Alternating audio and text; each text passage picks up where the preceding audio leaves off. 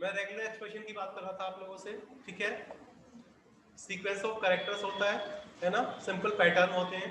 उसके अंदर से अगर हम किसी पर्टिकुलर सिंगल कैरेक्टर को या किसी भी चीज को, पैटर्न को एक्सट्रैक्ट करना चाहें उस पर्टिकुलर एक्सप्रेशन में से, दैट इज, तो वो रेगुलर एक्सप्रेशन के अंडर में आता है, ठीक है।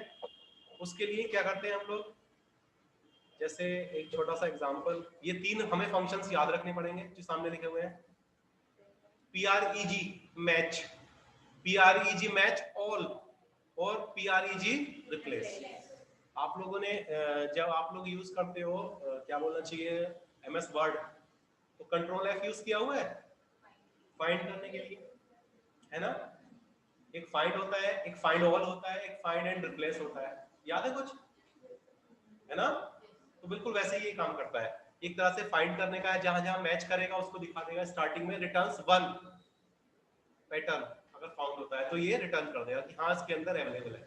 ये करेगा, पूरे बताएगा उसके अंदर जितने भी होंगे हमारे पास में।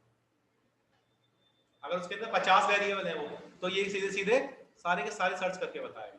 और ये करेगा सर्च करके रिप्लेस। तो एक एग्जांपल देख लेते हैं यहाँ।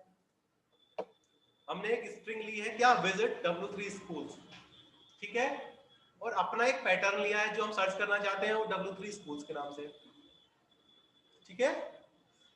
तो मुझे इस पर्टिकुलर पैटर्न को इस पर्टिकुलर इसके अंदर सर्च करना है। वहां से नहीं दिख रहा होगा,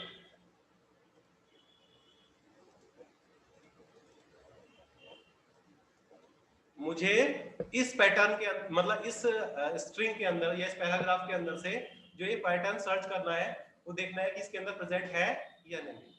तो मैंने डाला जो प्रैग मैच था हमारे पास, ठीक है, प्रैग मैच लिखा मैंने, और अपना सीधे सीधे जो पहले पैटर्न है और दूसरे बाद उस किस स्ट्रिंग के अंदर सर्च करना है।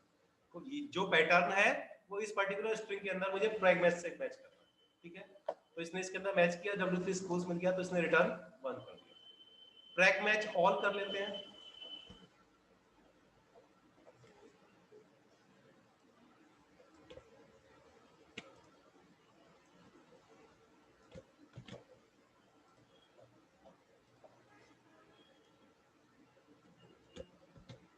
अब चेक करते हैं इसको क्या दिखाएगा,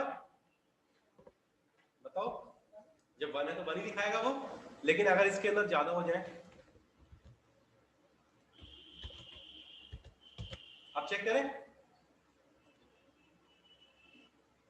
क्या दिखाना चाहिए, आ रहा है, कोई काम कर रहा है, ठीक है, इस तरह से। और लेकिन इसी के अंदर अगर वो हटा दूंगा अभी, अब वो सिंपल 1 रिटर्न करेगा कि हाँ उसके अंदर, ठीक है। ऐसे रिप्लेस करना चाहे तो शायद रिप्लेस वाला भी करके देख लेते हैं। रिप्लेस वाला वेरिएबल होगा नीचे, इस तरह से रिप्लेस के साथ साथ ये पर्टिकुलर पैटर्न है ना, ये इसकी डिजिट है, इस पर्टिकुलर स्ट्रिंग में मुझे इसको रिप्लेस करना है। प्रैग रिप्लेस आ गया, ये पर्टिकुलर हमारा पैटर्न है, ये वाला माइक्रोसॉफ्ट को, है ना, किससे, W3 स्कूल से मुझे चेंज करना है। किस वर्ड को, पैटर्न को किससे रिप्लेस करना है, W3 स्कूल से, ठीक है। तो विजिट माइक्रोसॉफ्ट आना चाहिए था प्रिंट, क्योंकि क्या प्रिंट हो रहा है, विजिट W3 स्कूल। माइक्रोसॉफ्ट को उसने रिप्लेस कर दिया W3 स्कूल, ठीक है। तो एक बार अब 3 प्रोग्राम्स आप लोगों को नोट करने हैं। एक तो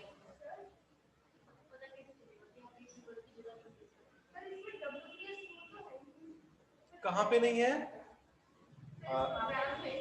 अभी दिखाता हूँ बच्चे। ये देखो, ये हमने जो स्ट्रिंग को अपने अंदर था, विजिट माइक्रोसॉफ्ट था, ठीक है। अब हम जब प्रिंट करते हैं इसको, तो विजिट माइक्रोसॉफ्ट आना चाहिए था हमारे पास में, लेकिन आ क्या रहा है, विजिट W3 स्कूल्स, क्योंकि हमने क्या किया हुआ है, पैटर्न की जगह पे W3 स्कूल्स लिख दिया। पैटर्न को रिप्लेस करेगा, देखो उससे काम नहीं चल रहा ऊपर वाले से, काम इस वाली लाइन से चल रहा है हमारा। स्ट्रिंग के अंदर पैटर्न की जगह क्या रिप्लेस कर रहा है वो, W3। आप उल्टा कर दोगे तो गलत हो जाएगा। पैटर्न W3 स्कूल इधर कर दोगे, पैटर्न इधर कर दोगे, काम नहीं चलेगा। पहले पैटर्न आएगा, किसको रिप्लेस करना चाहते हो, और फिर किससे करना चाहते हो। W3 से करना चाहता हूँ तो विजिट W3 आ जाएगा सीधे सीधे। तो माइक्रोसॉफ्ट था, उसको W3 से रिप्लेस कर दिया।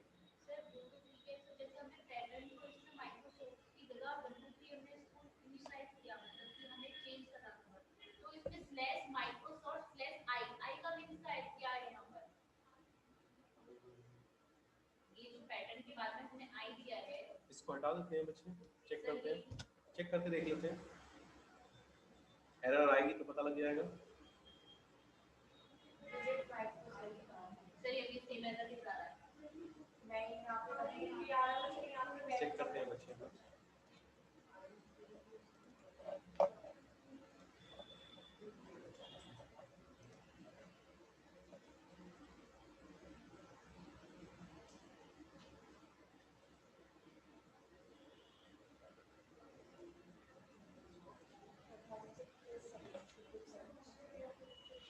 3 वेरिएबल्स मॉडिफायर होते हैं इसके अंदर, है ना हमारे पास।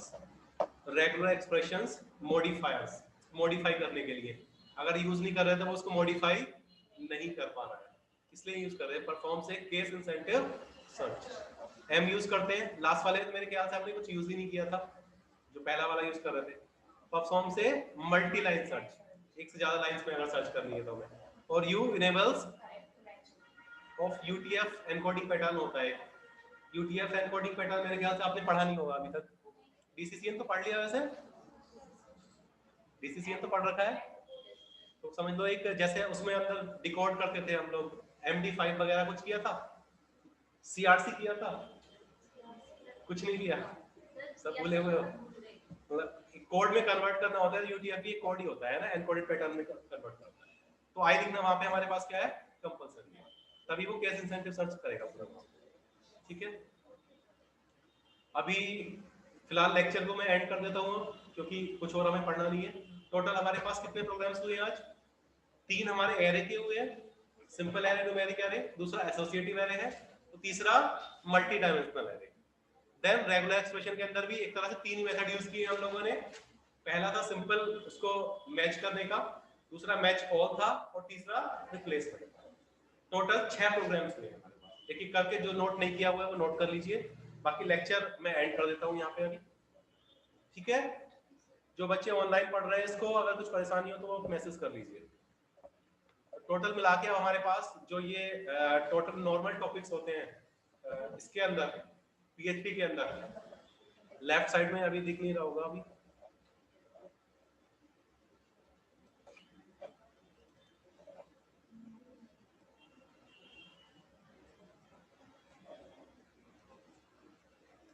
ये टॉपिक्स दिख रहे हैं।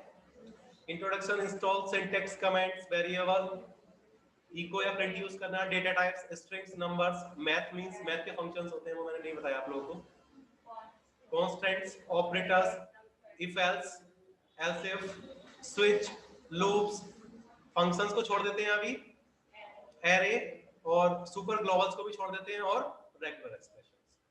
तो सुपर ग्लोबल्स हमारा बहुत काम के वेरिएबल्स होते हैं, वो हम पढ़ेंगे एक एक करके अभी इसको। ठीक है, और फंक्शंस जो हम लोग नेक्स्ट लेक्चर में पढ़ेंगे। ठीक है, ऑलमोस्ट जो PHP का बेसिक्स होता है वो हमारा यहाँ पे और ये कंप्लीट हो जाएगा इनको दो टॉपिक को और पढ़ें। ठीक है, अब मुझे एक एक करके ये बता दीजिए जो प्रोग्राम्स आपको नोट करने हैं वो मैं नोट करा देता हूँ।